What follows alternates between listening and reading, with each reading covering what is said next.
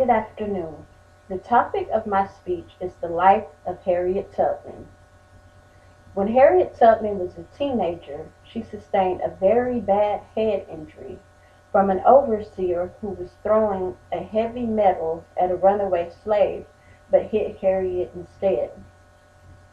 Because of this head injury, it caused Harriet to have a sleeping illness where she would fall into a very deep sleep and it was very hard to wake her. She also had dreams and visions after this head injury in which she considered them to be signs from God. Later on in life, when Harriet was unable to sleep because of pains and buzzing in her head, she asked the doctor could he operate.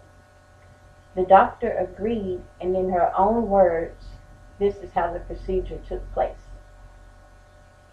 Sawed open my skull and raised it up, and now it feels more comfortable.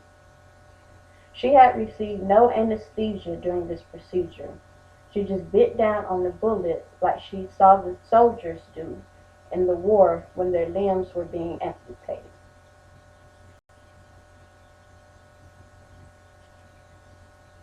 We know Harriet Tubman for her years of conducting the Underground Railroads, where she freed many, many slaves.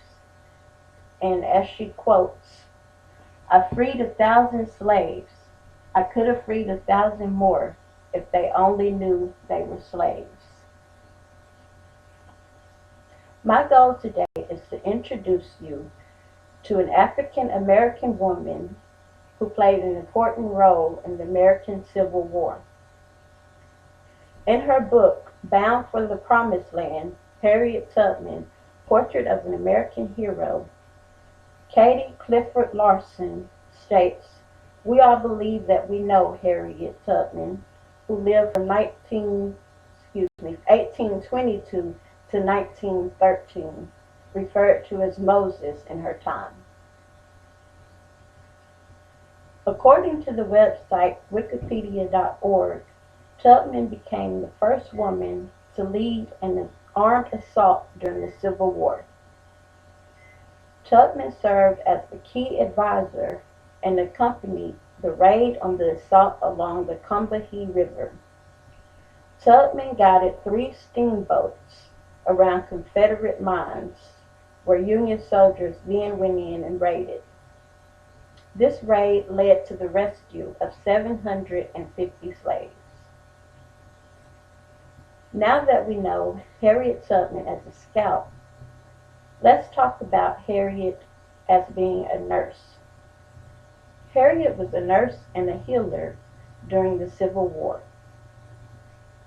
The Library of Congress states that Harriet healed the sick of a bad disease associated with terrible diarrhea.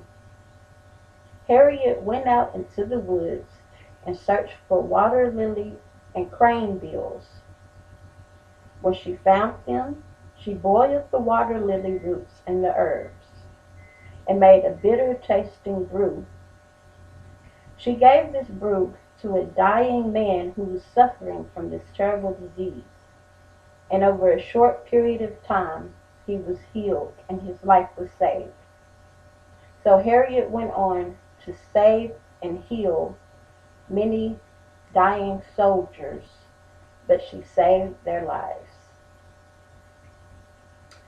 Harriet Tubman also worked to promote the cause of women's suffrage. She worked alongside Susan B. Anthony and Emily Howland.